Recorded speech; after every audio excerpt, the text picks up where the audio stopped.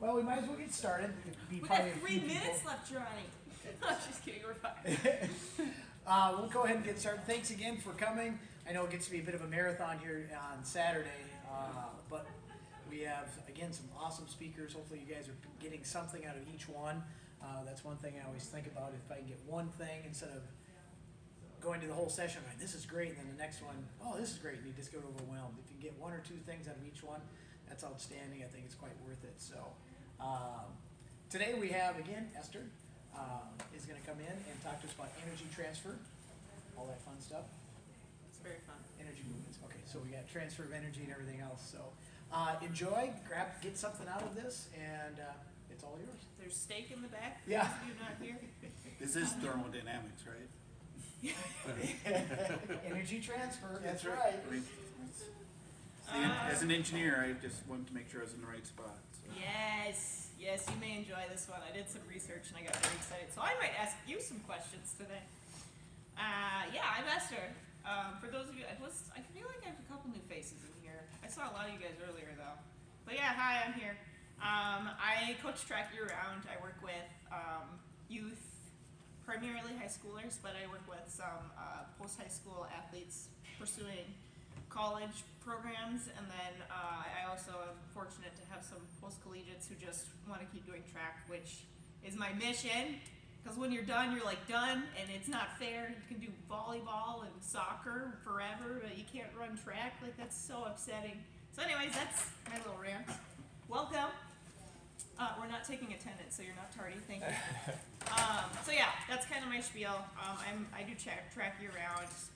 Work primarily with the jumps. Pole vault is definitely our specialty, which is part of the reason why I'm really excited about transfer of energy, because there's a whole lot of transfer of energy once implements become a piece of it.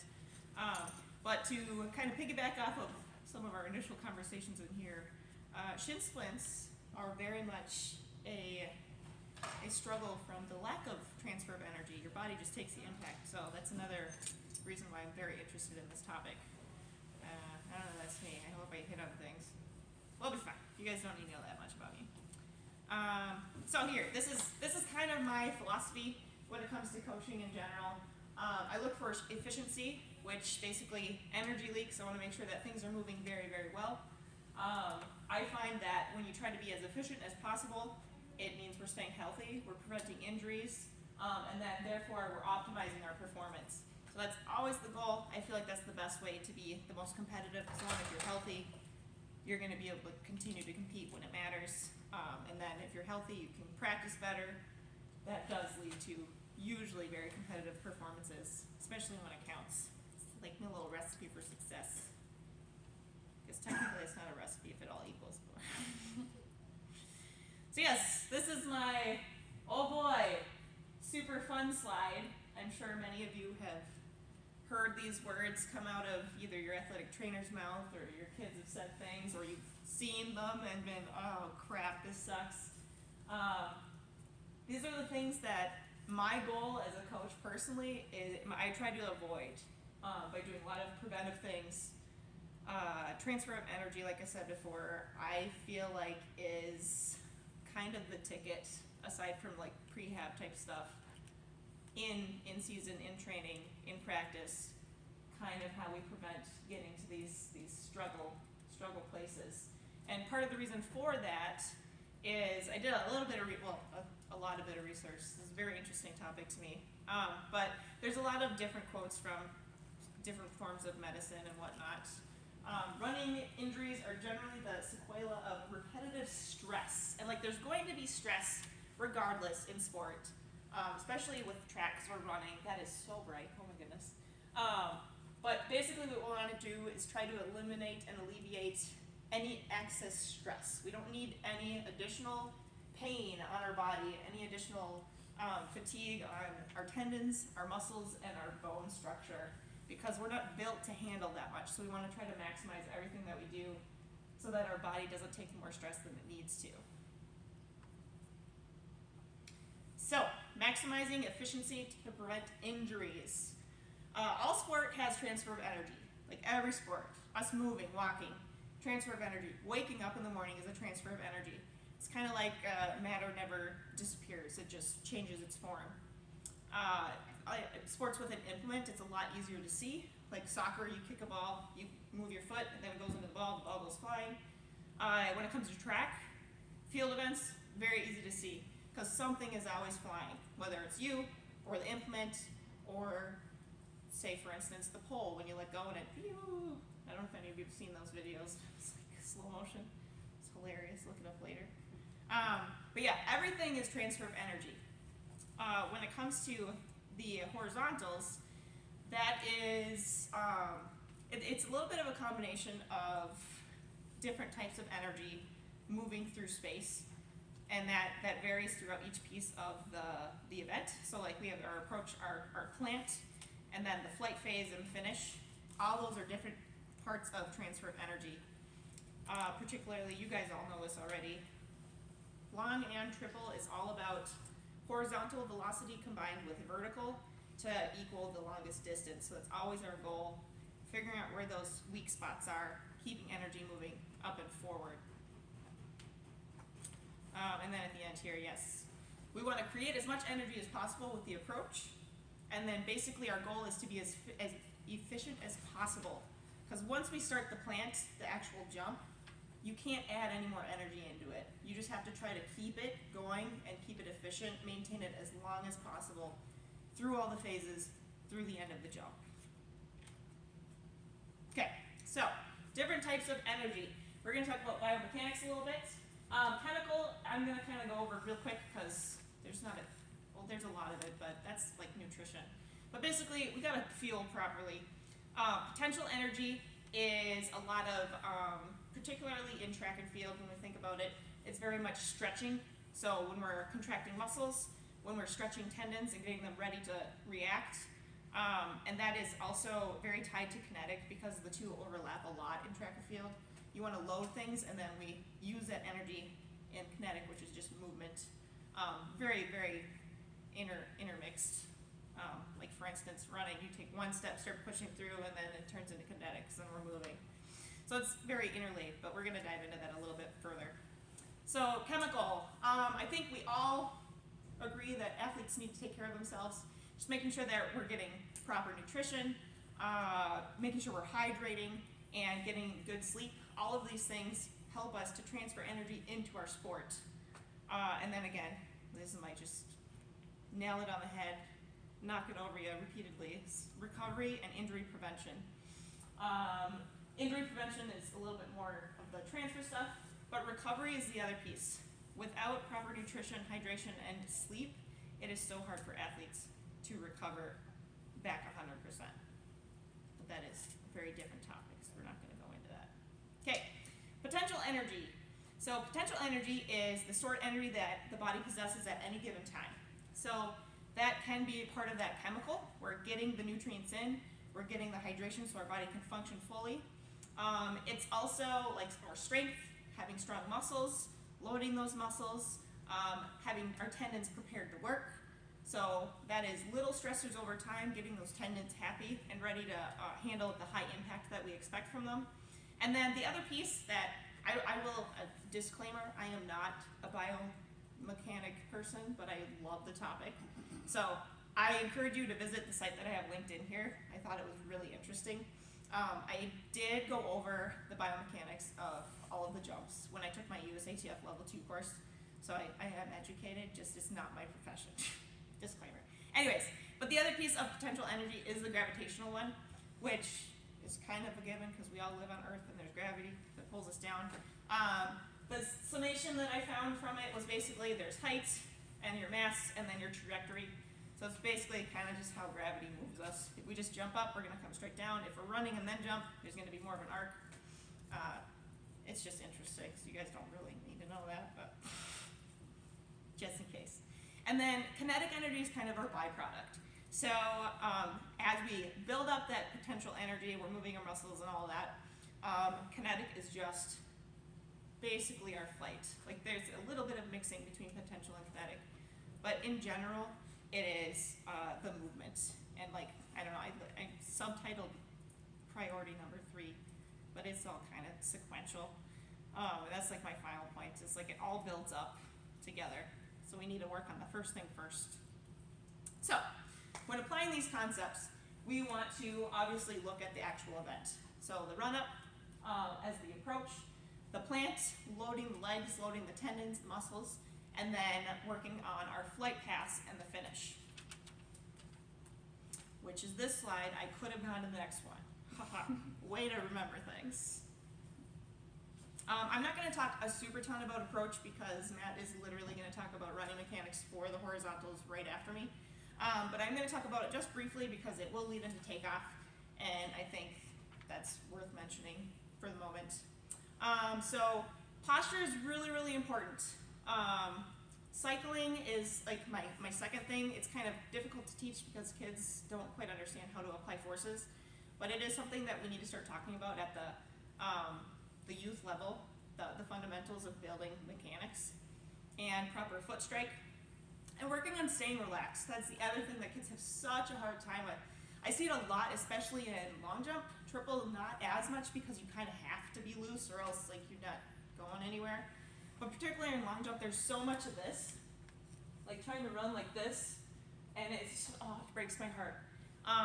So to kind of reiterate on the previous points, posture, we want to be nice and tall.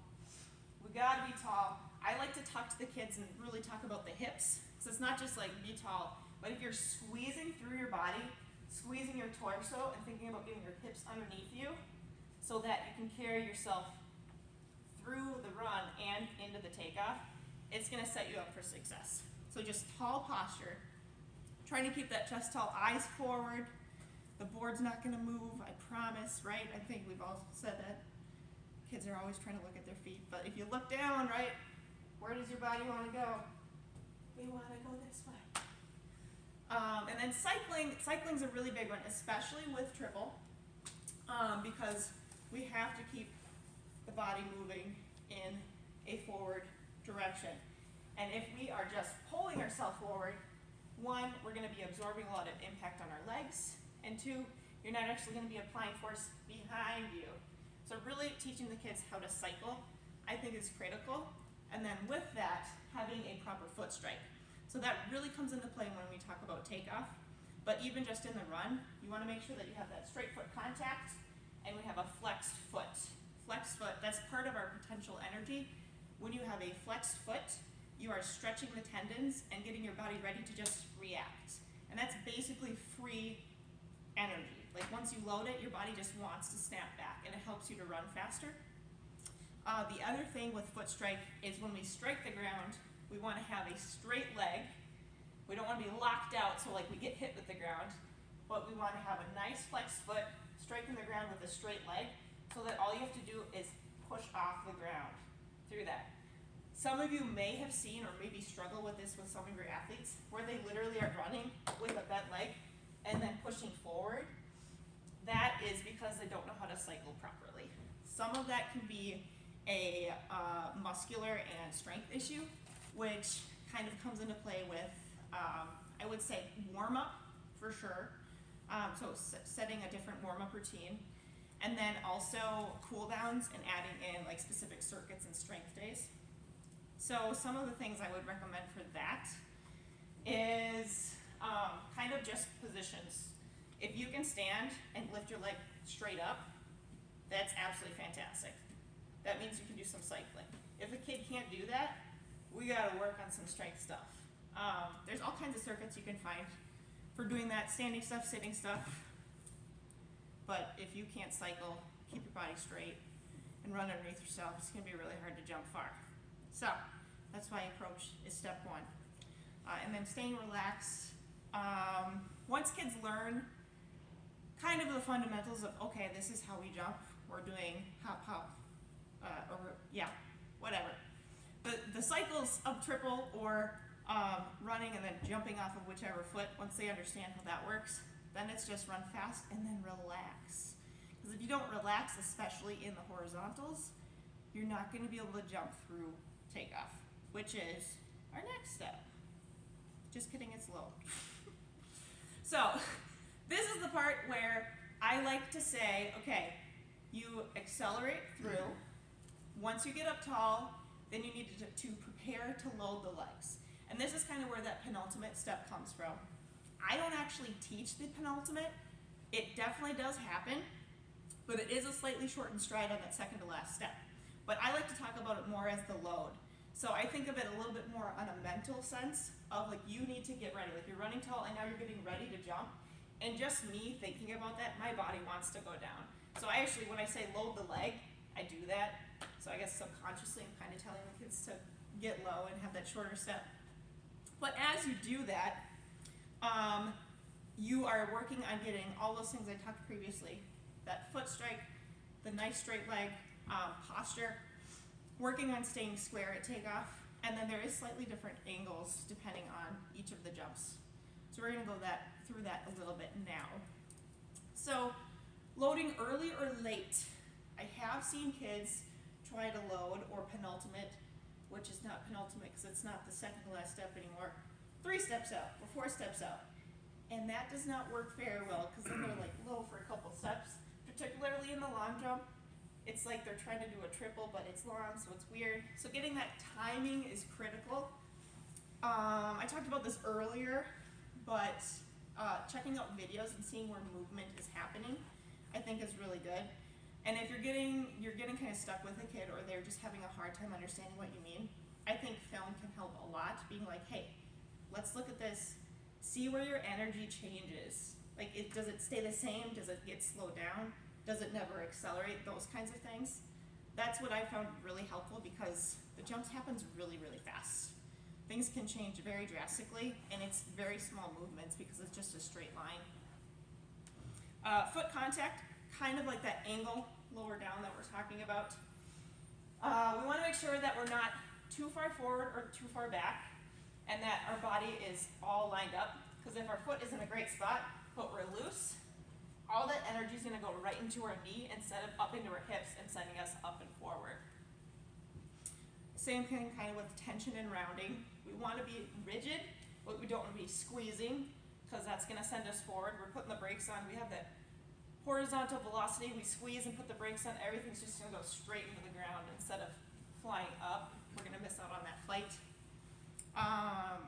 The other piece that I found to be really critical is twisting, especially in triple jump, because you have 3 phases. If you have twisting, that's a lot more energy you have to spend trying to get your body to stay in that straight line. So signs of this in both jumps, the long jump particularly, at takeoff, if you don't have a good drive knee, like you're up here, that's a sign that you're probably twisting and overextending the knee. Those hips start to twist. So I like to try to tell the kids, if they're struggling a lot especially, is the opposite arm of their drive knee, really throw it up, because if you throw that up, your leg wants to do the same thing. And sometimes you can see it in a video, or if you just have really good coach's eye, you can see that this arm will be like this, and the leg wants to do the same thing. So sometimes that cue with the arm can help a lot. For triple jump, the angle is going to be a little bit lower, but oftentimes kids want to just like get as long as they possibly can in their stride. Really what you want to do is make sure you don't load too much like you would with long jump, but load enough where you can almost run through that first phase, keep those hips square, but still have a nice high knee drive. So it is going to be a little bit of a, I don't want to say like waiting game, trial and error, not necessarily, but basically what you're looking for is with each individual, finding the sweet spot, the arc that works perfect for their speed, their weight, that gravitational pull that we were talking about. So each person's going to need a little bit of finesse to find the correct trajectory for them. So unfortunately, there's no just like, hey, you need to be here, you need to be at this angle. It is going to vary a little bit with each kid, but that's the fun part. You guys get to figure that out. So yeah, takeoff for long jump is definitely going to be higher. That angle's going to be a little bit higher. Triple, because we're trying to go for that distance and cycle through a little bit more, it is going to be a little bit lower of an angle. But the same concept applies. We want to be squaring those hips and work on raising everything up through that tall run. I think I covered everything there. Yeah. I thought it would help if you guys couldn't see me around things. Does that make sense? Okay, everybody could kind of see. All right, good. Thanks for the thumbs up. Okay, so takeoff. Again, takeoff angles vary a little bit between the two horizontals. But here's the point where we can't add any more energy into the approach. We can't add any more energy into what we're doing. So we just want to try to maximize everything that we are doing. So we're going to start with triple jump. Triple jump is very, very challenging, especially with young athletes, because it's complicated. That first phase, the biggest mistake that I've noticed is heights. If you're getting too high in that first phase, you have to absorb all that extra energy into that leg and try to carry it into the next phase. It's just a lot of pressure. So one of the biggest things that I would recommend, at least initially, or even with an advanced athlete that you're really struggling with, is like intentionally try to make that first phase smaller until we can really get the hips in a good spot. We have a lot of control coming through, and it almost just looks like they're running and they just kind of float through that first phase. Just trying to make things smaller, and then you can always ramp up the intensity. The second phase is very much maintenance. If we have square hips in the first phase, then going into that second phase, we can work on continuing to maintain that squeeze. There is going to be a little bit more of that balance component. So depending on if you are a double arm swinger or if you're cycling with those arms, that second phase is really all about balance. You got to figure out how to counterbalance the energy moving forward to stay stable and to find that footing. And triple is just a lot of reps, which is hard because it's hard on your legs. But I really, really, really like to utilize doing things slowly with a little bit of speed and then really emphasizing technique when it comes to approach work. Because if you work on approach work and get that down really well, then you can work on all of the phases with technique really, really well, and then just work on transitioning the power that you get from that approach work with the technique. I can't emphasize enough how beneficial it is to start slow, even when you want to pull back the reins a little bit on one of your advanced kids, and then just slowly ramp it up and just let them go. It's very exciting. But yeah, it just helps so much, especially with youth athletes. It's really hard to hold kids back when they're in high school, but I really do encourage trying to hold them back a little bit. And then come championship season, it's just go time. But during that early time of the year, especially when it's cold, try to take it easy. Takeoff, so for triple and long, it's pretty similar. The angle's gonna be a little different, but ideally, like what we're trying to do with our knees and blocking is gonna be very similar. The biggest thing is keeping square in the hips. Square in the hips, square in the shoulders. That doesn't mean we're like this. Like arms can still be doing things, but we wanna be counterbalancing everything off of the board.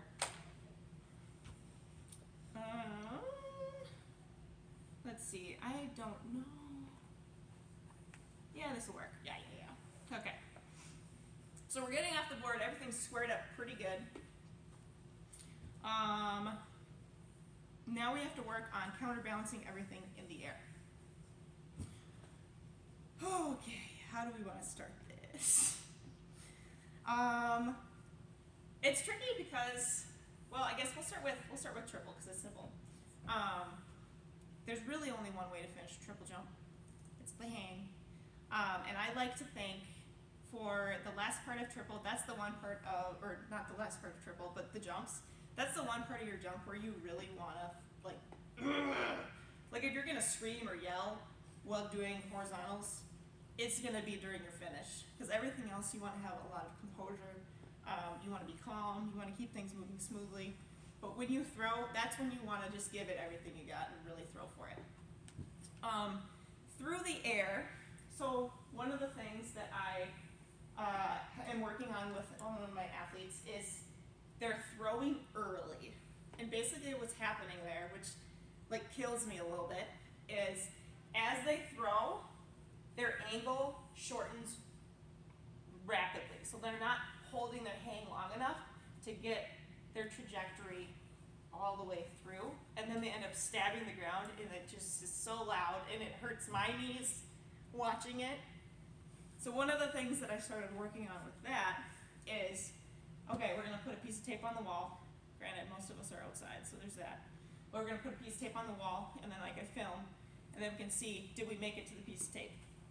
So we did this the other day and started having that focus and just working on jumping through it, getting nice and tall and square, and then holding that hang until we get to that piece of the tape, and then throwing really hard.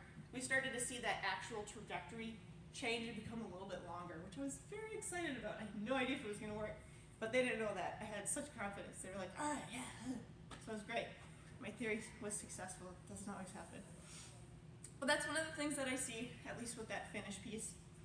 Not as common in triple because you don't have as much height in that flight. But for the hang and long jump, that is a tricky one, especially getting people to land on their butt. Has anybody seen that before? The stabbers? Yeah. Tricky. It's very tricky. I started following a jumping group in Australia. I really should have plugged it in, I just thought of it now. But they work primarily with like 10, 11, 12-year-olds, which is wild to me, and they're all fantastic jumpers. Is anybody familiar with them? I follow one from Australia. I feel like it's probably the same one. It's They're gotta be. phenomenal, but it's just amazing. They do so much sand work. They jump like over bungees. They jump with such confidence, and they're like young little dudes. It's crazy. The stuff that they do I find really interesting because it's just jumping. It's just kind of bouncing around on stuff, and then they put together a jump and it's all square and it just moves. It's really impressive.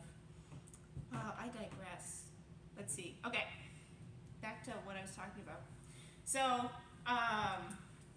the finish for the hang and the triple.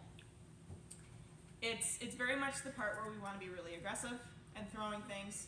I try to acknowledge kids when they say, oh, I didn't finish it, and like, dang, that sucked, because they always just look at where they landed, when the most important part is arguably like, I don't know, your first 6 steps. So usually I'll be like, yeah, that's right. All right, let's look at this part. And then I can kind of get them to rewind a little bit and look at where we're really missing out on energy. We're having a little bit of leaks. And in triple, it's usually in that second phase because the first phase is a little wonky. So we got to kind of try to rein things back.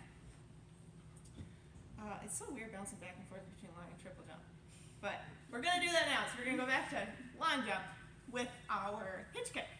So this one's probably one of the funnest parts of jumps because it looks really cool and it looks really fun, and I'm not athletic enough to do it, but teaching it's really fun.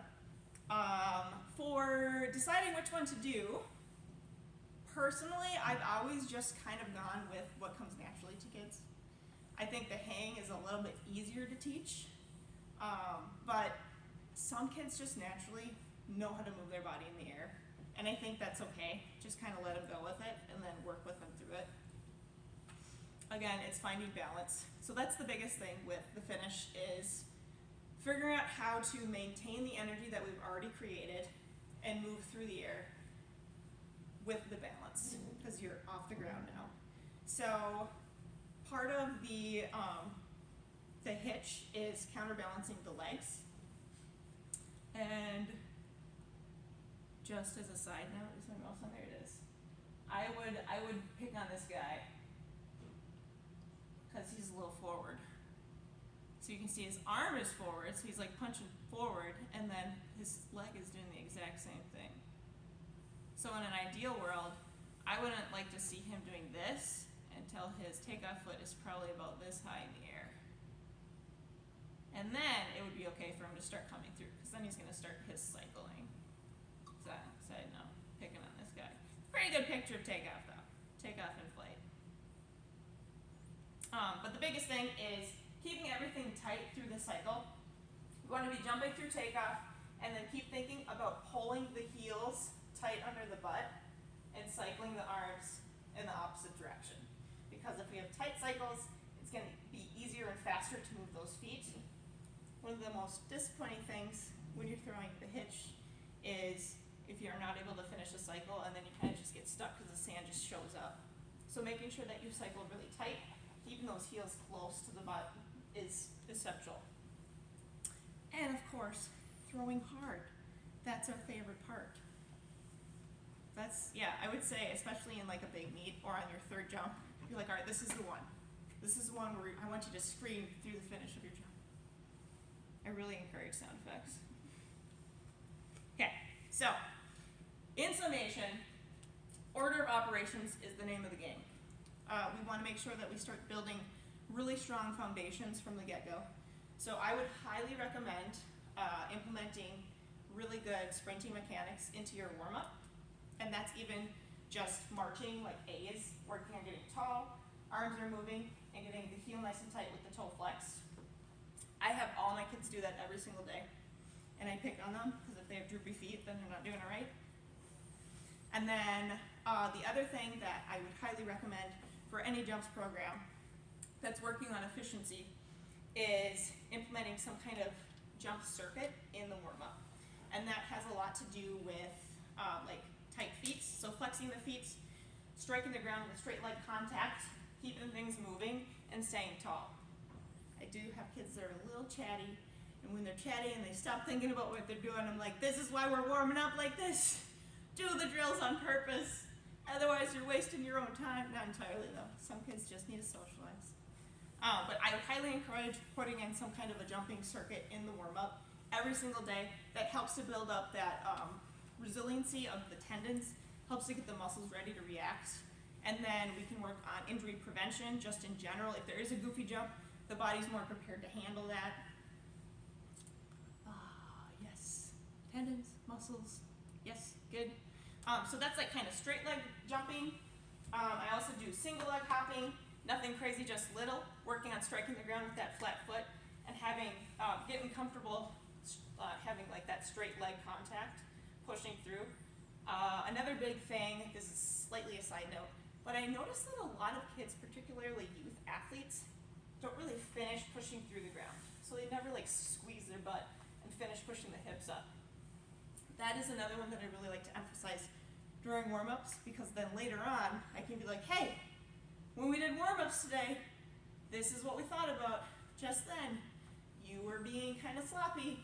And then I'll be like, hey, every day from now on, this is what you really need to think about during warm-ups. So I give them a little assignment. Not every kid's gonna follow through with that, but if they're gonna take responsibility for their athletics, I give them a little assignment. Then, of course, after we finish the approach, we need to work on those techniques, going through either those phases, really working on squaring up those simple things, those little things, the details, really are what matter, because long and triple happens so fast. It's such a short event. Boom, it's done. You get the 3 jumps, maybe 5, depending on finals or the meet setup. So we really want to maximize what we have in those phases, working on small progressions and then working up to have more speed as we go. I want to say my biggest takeaways for efficiency is for sure, in that part of the jump, is for sure squaring the hips, and then really focusing on like those 90-degree angles with the arms and the knees. Like that's gonna make a big difference. Triple, it's gonna be slightly different, where we're not gonna be at 90 here, but we will wanna get extension without twisting the hips. That's kind of the sweet spot, depending on the athlete's mobility. It's still getting separation in the legs without twisting the hips and overcompensating. That's the sweet spot. So again, it's gonna vary depending on the athletes. And then the last part, which is the fun part, is throwing for that finish. Really just thinking sequentially, let the jumps happen, and then celebrating the end of the jump for that finish, the big hurrah. Yeah, so if you try and follow those little things and just implement them throughout your week, trying to get things plugged in every day, it really does add up. And then as the kids like get used to it at the beginning of the season, it just becomes natural, like what you do. Some of the things I've done before, like say if I'm running late, or some of us work outside of the school and then have to race over. It's like, okay, once you finish warm up, do the jumpers warm up, that kind of thing. And it's really fun to show up and they're already doing it and they're like leading each other. It's fantastic. But yeah, just let the dominoes fall and enjoy coaching long and triple, and hopefully we're less injury prone and we jump really far and high. So, with that being said, does anybody have questions about what we talked about today? or something to share or add? Yes. When you were talking about the finish, Yes. when I talk to my athletes about that, I let them know that Earth wants them back soon enough. Yeah. Yeah. Don't make it easier by stomping your feet down. Yes. And that seems, at least for my younger jumpers, that makes sense to them. Yeah, like gravity's gonna do the work for you. You Yeah. don't have to force your feet into the ground. Yeah. Yeah, absolutely. I like that. For sure. Take your time up there. Enjoy it. Look at the birds. It's brilliant. Yeah, it's weird. Like it's good because you want the intensity, but also they're missing out on a lot of like. So it's kind of like I always kind of default to pole vault because I've done that for so long.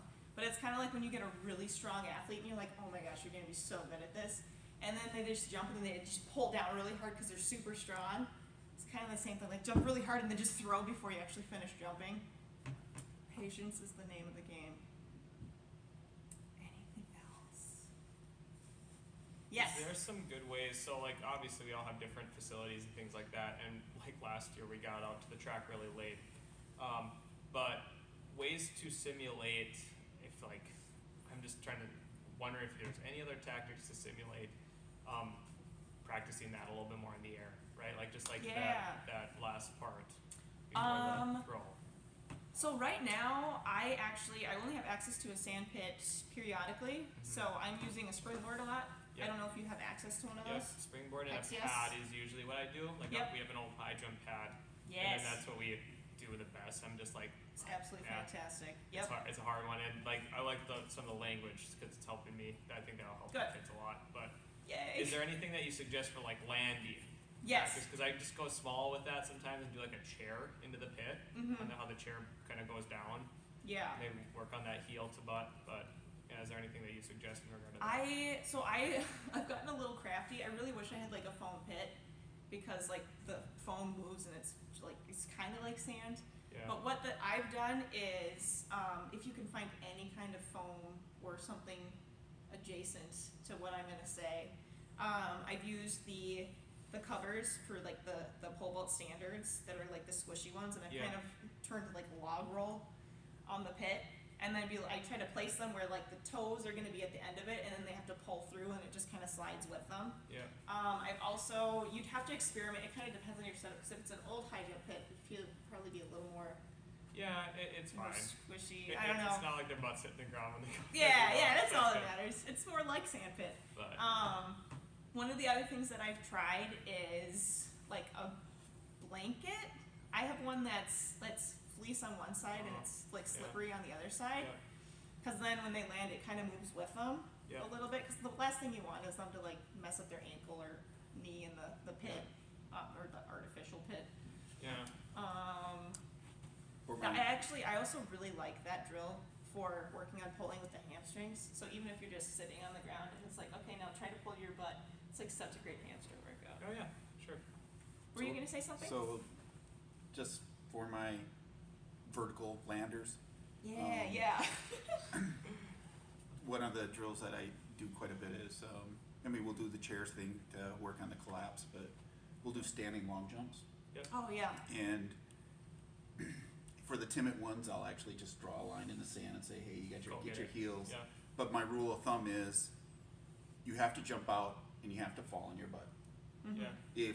If you can jump, land, and stand up and walk away, you're not extending your feet far enough. Yeah. But it's a drill where it gets them comfortable with getting their Yeah. feet out in front of them, Yeah. because a lot of them have that fear Mm-hmm. that, oh my gosh, my feet are going to be out in front of me. And I've had one or two get too far and they're like almost landing butt first. But for the most part, I try to get them Yeah. to land heels first, but your feet have to be far enough in front of you that you're going to fall back on your butt. And then just get them Yeah. used to getting those feet out in front of you is kind of Yeah. conquering their biggest fear. One of the things that I actually do, the kids think I'm ridiculous for it, but whenever they don't land properly, I'm like, okay, now show your butt how to do it. Like, sit down now. Like, do it right now.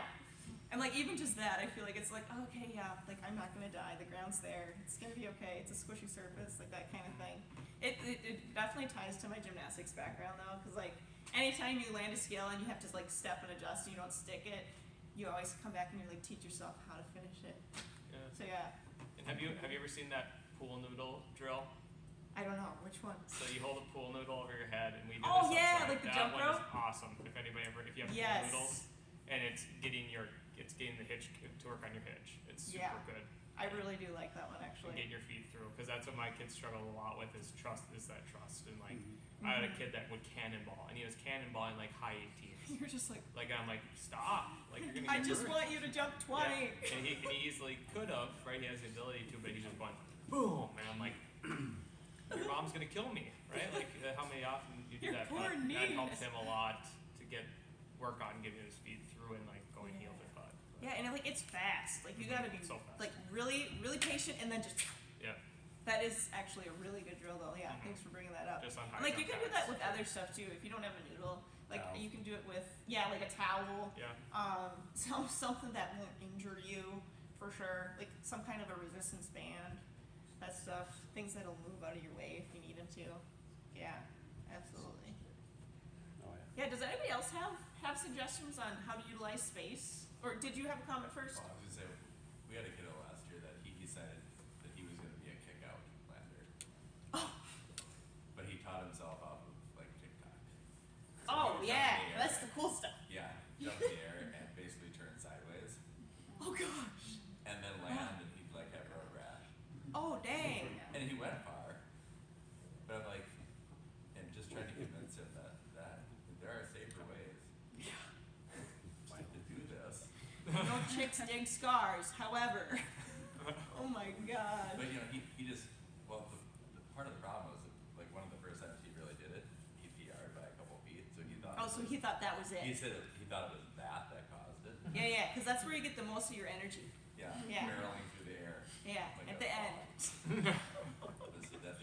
That has been That my- frontal lobe, man. That has been my challenge since he started doing that. Like, he goes, but I go farther that way. I'm like, you go farther because your legs got stronger and you're faster. Has nothing to do with turning sideways in Oh, the so air. good. Yeah. And, Small and you're not a bucket. 50-some-foot triple jumper that knows how to kick out. You know, there is a way to do it, but the way he's doing it is not. It may be a way to do it. Yes. Would not recommend. Yeah, I'd be curious to hear what you guys do when you're stuck inside and you're limited with resources. What kind of creative? I don't know. Anything? High jump pits, a lot Yeah. of bounding. Yeah. If you can get to a pool, you can do some stuff in the pool. We have access to, usually jumpers go to either the gymnastics room or the wrestling room.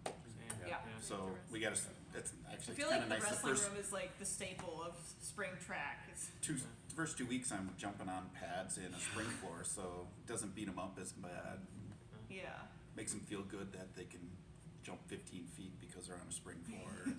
Some of the boys I try to teach them how to like dunk a basket, like try to dunk just to work on penultimate step a little bit. Yeah. Yeah. Because You it's really like you don't even have to teach jumping them. off You of just one like, foot. hey, this is what we're doing. And they just start doing it. Especially if you're able to snag a basketball player to be on the track team, and it's like, Yes. I know you are a great 2-footed jumper because I've seen you play, but then it's like trying to teach them to jump off 1 foot and use that energy properly. All It's a concepts tough are thing, but once they confused. start doing it, it's a Yeah. huge notice, right? And just like, and it helps them probably in their basketball too, right? Oh, yeah. Just being more straight up and tall. Note That's to what we any talk about basketball all the time. coaches: you want your athletes to do track. All of them. Yeah. All of them. Oh, I'll die on that hill. For triple, we'll do the last 2 phases instead of Mhm. full, just to focus on like the strength of the second phase and Yeah. just to focus on the finish too. Yeah. So we'll just go right in front of the sand. pit. Really trying to break it up, I Yep. think, is really helpful for triple. Yep. Like it's hard enough when you have speed. Yes. And indoor, we try and find out, like, because we're in a gym, Yep. which is slightly better than jumping in the hallway. Right. But we do like 3 and 5 jump bounds one way Yeah. to see like who are like we are triple jumpers. That's a really good way to gauge too. Yeah. 3 But to I don't 5. want to do too bounds. many of them because then I get that's hard on your shins. Yeah. It's hard on your knees. Yeah. You have to be And selective. we have the wrestling room, but we have to roll that up because we have indoor pole vault pits in the kind of an Yeah. area in the wrestling room for pole vault. So, Gosh darn those pole vaulters. but it's great that they get that. Yeah, that's phenomenal. Absolutely. We love pits. Pits are helpful. We'll move stuff around if we need to. Yeah, I wanna like. I mean, with limited resources, I just like really emphasize like static movements. Like even just like going through here and then squeezing and trying to like literally balance on a toe for a second like that. Some kids cannot do it. Like they'll fall over immediately. And just working on that repeatedly when it's cold and you can't do anything else. Like you're not jumping, but you're working on the exact same thing, building that strength, that stability. That kind of stuff can help a lot too. It stacks up. Is there anything you suggest with like between single arm and double arm? I think that a lot of kids kind of struggle with it. And I kind of just say what's natural. Yeah. What's going to help me, from what you said, is the twist, right? And I think Yes. we see a lot of twists with one arm. Yeah. And that's what I was a 2-arm jumper when I competed, and then that's what helped me. But like, that's why the kids kind of when it gets to championship week, that's what they fall back on is the 2-arm, because it's like, well, you're doing all this twisting, wasting energy, Yeah. right? You're just wasting steps. That's what I tell them. I a would lot. say so. I think it's easier with younger athletes and more consistent to do the 2-arm. Yeah. But if you do have kids that just naturally are cycling, I would say when you do like kind of static stuff, or at least preseason, like if we're doing this, we're building on it and really working through here. Like again, trying to balance through here and just slow motion walking through it. Like, Yeah. can we feel that? Because you have to squeeze. You want to get tall in your hips, and if you're not squeezing here, you're gonna twist your hips. So that core stuff is huge. And one of the things that could be fun, which I just thought of now, you could mess with them. Maybe get like a resistance band on their arm Yeah. and like tug on it randomly. Like don't tell them when you're gonna do it. Be like, okay, now balance. Like if you're not squeezing, you're toast. You're gonna go this way. Yeah. That could be a fun. Or you can have them do it to each other. They'll love it. Yeah. Yeah. I don't know. Maybe So I'll try that. tall and squeeze is like a pretty good. Yeah, like language to honestly, use. you wanna be tight in the core. Like loosen the limbs, tight in the core. Like somebody's punching you in the gut, and you're like, Because if you're not gonna be able to stabilize the midsection for sure. Yeah. Awesome. What other good stuff you guys got? We lucked out last year and got that's I don't know the material, but you can roll it out. You can actually wear your spikes on it. Yeah, just like the track rubberized, almost. About that thick. And Nice. rubberized. Even on cement, that feels so much better. Yeah. It's like remarkable. That stuff's a godsend. So we can probably by the time they start hit the 10-meter fly and they can slow down. Yeah. We got about that much of it, but you can't go much. It's lower. still so little, but like yes. It's still better than running on a gym floor or the Yeah. hallway. Absolutely. Yeah, even just for like little bounds and stuff makes a big difference. Yeah, we just got a handful of those because we built a raised runway, because there's no indoor box anywhere. So apparently that's really difficult to do. Except for at Coon Rapids. Yeah, it's so good. But yeah, so we just built a raised runway and got a bunch of those. I'm using them for hurdles. I'm using them for high jump. We just like stack them around and like it's oh gosh, like anything to get you off the cement. Even if like we have nothing else going on, I'll just set them up for warm ups. We'll just go down the line, just save your legs a little bit. Oh. Yeah, like you guys were mentioning before we started, shin splints is just the worst thing ever. I hate it. There's nothing you can really do to fix it other than rest.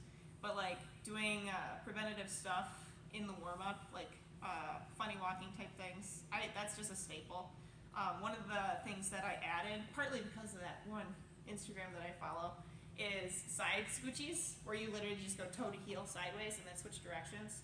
And the kids are all like, oh, it's burning. I'm like, yeah, that's great. I love that one. I wish I had access to more sand, because then I totally have them like do scoochies in the sand, just pulling their toes. But you can do that with like a towel too.